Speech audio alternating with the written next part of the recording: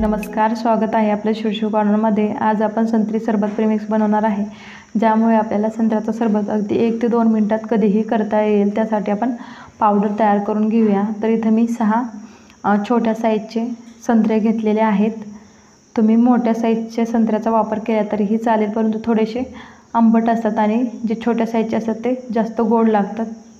तर इथे आपण सर्व संत्र्याची साल काढून घेतलेली आहे। आता आपण याच्यातील बिया काढून घेऊया। तर बिया काढताना आपल्याला मधोमध अगदी कट करायचं आहे। मधोमध कट केल्यामुळे संत्र्यामध्ये सर्व बिया ह्या वरती येतात आणि आपल्याला काढायला अगदी सोप्या जातात। त्यामुळे याच पद्धतीने आपल्याला कट करून बिया काढून घ्यायच्या आहेत। तर मी सर्व बिया काढून घेतलेल्या आहेत।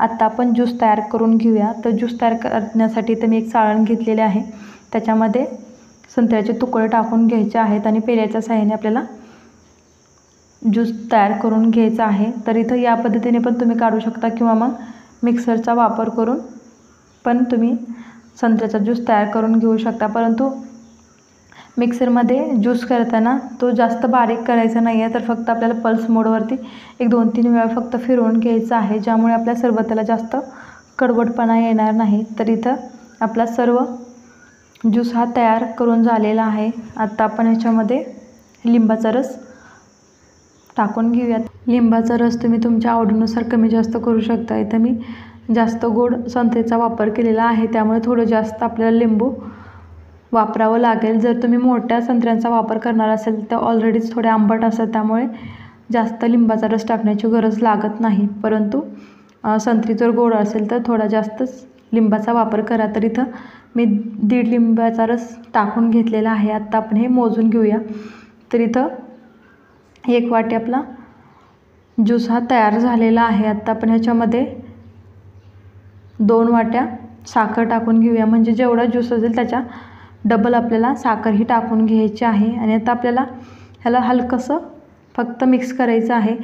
साखर मेल्ट करून घ्यायची नाही, आपल्याला क्रिस्टल फॉर्ममध्येच आपल्याला हे मिश्रण आणायचं आहे, त्यामुळे जास्त साखर विरघळवायची नाही। तर आता एक मी मोठी परात घेतलेली आहे, त्याच्यामध्ये आपल्याला हे मिश्रण ओतून घ्यायचं आहे आणि अगदी पातळसर असा लेयर आपल्याला द्यायचा आहे, ज्यामुळे आपलं मिश्रण हे लवकर सुकलं जाईल। तर बघा, या पद्धतीने हे मिश्रण आपण पसरून घेऊया। 2 मोठ्या परातीमध्ये मी हे मिश्रण व्यवस्थित असं पसरून घेतलेलं आहे। आपला जेवढा रस असेल त्याच्यानुसार आपल्याला हे पसरून घ्यायचं आहे। जर जास्त जाड लेयर वाटत असेल तर तुम्ही दुसऱ्या एखाद्या परातीमध्ये पसरून घेतलं तर चालेल, पण तिथं व्यवस्थित असा हा लेयर तयार झालेला आहे पातळ, त्यामुळे मी 2 परातीमध्येच अगदी पसरून घेतलेला आहे। आणि आता आपण ह्याला फॅनखाली 6 ते 7 तास वाळवून घेतलेला आहे। तर सुरुवातीला काय करायचं आहे, थोडंसं ओलसर असतानाच आपल्याला हे मिश्रण काढून घ्यायचं आहे, जास्त पण सुकवायचं नाही। जर सुरुवातीला जास्त सुकवलं तर ते परातीला